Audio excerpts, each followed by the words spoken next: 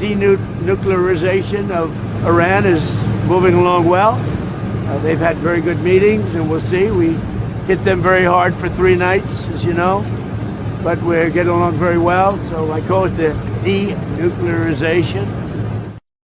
So that's what I call it, the denuclearization. I thought we were in a memorandum of understanding to reach negotiated into a war that we started against Iran. But hey, I guess it's just a denuclearization, which is where we were before we started the war.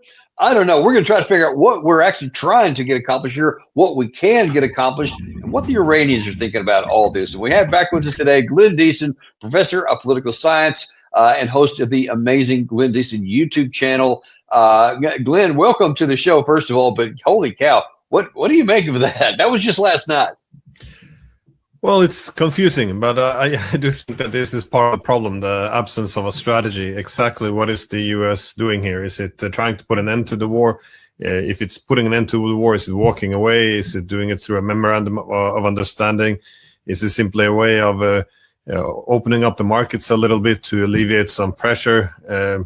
I mean, it is hard to tell, but again, they just signed this memorandum of understanding, and Trump's talking points do not conform with it. Indeed, the striking Iran doesn't conform with it. So it's, I guess in the greater schemes of things, I think it's a very dangerous thing for the United States to make its diplomacy seem so pointless. That is, no one will trust any agreements being signed anymore. And this is a huge problem, and it's very bad for the United States as well. But again, my guess is as good as yours. He's denuclearizing Iran now. Yeah, it's very hard to follow. And I think part of the problem is that he also speaks to very different audiences. That is, he's already always got the persona of the strongman who will, resolve all issues through strength. All his predecessors were simply weak. That's why they couldn't do what he's doing. So the fact that he's going to have to accept a humiliating peace, he's not going to do, but there's no good military option yet either. So I think it's a bit stuck, and the government might be fragmented too.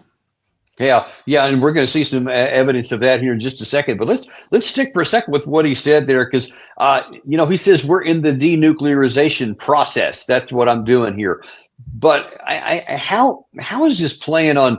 I mean, I think we can see on the American audience, on his MAGA base, et cetera.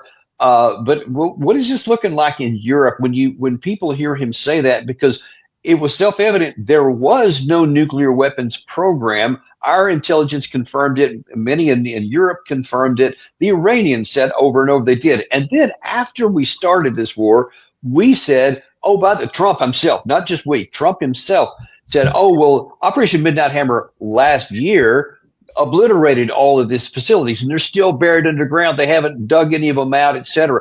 So how do you square with him saying, on the one hand, it was already destroyed, and then on the other hand, we're in the process of denuclearizing something that they didn't? How do people bridge that gap? Well, it's you keep looking for some reason or consistency, and I do. You've got 2 PhDs, man. That's why I'm counting on you. I don't think you're going to find it, though. I mean, again, this is what he said back in the war in June. That is, its nuclear potential had been obliterated, and then suddenly we go from this to, we have to attack one more time to make sure we get everything, and even now.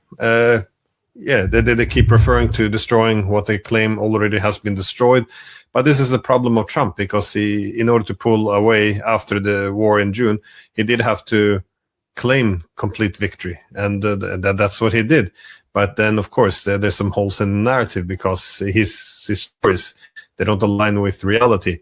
And and now you have this this problem that the whole denuclearization, it was supposed to be achieved. It couldn't be achieved through military force twice. So now it was supposed to be achieved through diplomacy, but the Iranians haven't accepted what he's referring to. And as you said, there was never any nuclear program at all, nuclear weapons program. So it's very hard to see exactly what he's referring to. But I think he's just speaking in slogans, something for the base, something that they will seem like he's still winning. And but beyond that, I'm not seeing much sense in any of this. So let me ask you from a European perspective. Now, the European leaders are not exactly a paragon of virtue themselves. They're hardly consistent or honest about a great many things. But one still has to imagine that there are a number of intelligent people over on that side.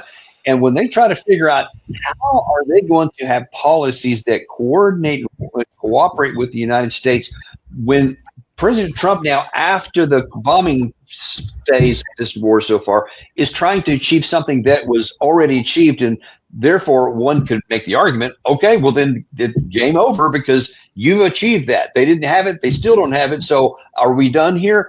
But yet we're not done here. So how does Europe respond to these things? When you see headlines, by the way, like this one here, where Trump was telling Mark Rutte a couple of days ago that he feels let down by the NATO countries because they didn't do what he wanted to by participating in a feudal war that would only have gotten their ships blown up, for example. How do they respond? Well, there's concern simply because, well, they don't agree with the assessment. They make the point that, well, NATO is a defensive alliance, but that's not really true either. It wasn't a defensive alliance when it attacked Yugoslavia. It wasn't defensive when it attacked Libya. It's definitely not defensive in what it's doing now in this war against Russia. So, no. So, but overall, the Europeans have linked all their security to NATO. That is, the US has been the main security provider now in Europe for the past 80 years. So there's a lot of concern whenever the US talks about stepping back or reducing its commitment to NATO. So that's why you saw when Trump says he was let down by NATO, NATO Secretary General Mark Rutte immediately steps in and makes the point that, well, we did contribute. The Italians, for example, allowed, I think, the US to fly 500 flights through its air bases in Italy. And so the Europeans have contributed to the war against Iran. Again, that's an admission of being complicit, which the Iranians did not care much for. So no, overall, they don't know what to do. I think the hope is that, they just have to make things work with Trump until someone new comes along, and then they think we're going to go back to something like Biden. They don't realize that the world has already changed, but as you said, they're no bastion of virtue either. That is, when Israel attacked back in June last year, the main you had people like Merz arguing, well, the Israelis are doing the dirty work for us. When the U.S. attacked again in February, then again Merz positioned himself as being the main supporter of the U.S. in this war in Europe. And then, of course, once it started to go south, then they begin to discover their virtue, and they discovered such a thing as international law, and they become critical. So there's no principles or morality or anything like this that's guiding the behavior. It's just calculations, as well as a lot of panic. That is, they also actually some point said that during the talks with Iran, when the Europeans didn't know what was in the memorandum, that they supported the United States position fully, even though they didn't know what it was. And this kind of summarizes Europe very well. It's a bit like a Stockholm syndrome by now. They're so dependent on the US for so many decades, and now they're essentially willing to take any abuse. And but still, it's not a clear strategy at all. Indeed, I think it was it might have been Kaja Kallas, the foreign policy chief of the EU, who made the point that, well, there's so many changes in the Middle East now that we don't have a strategy.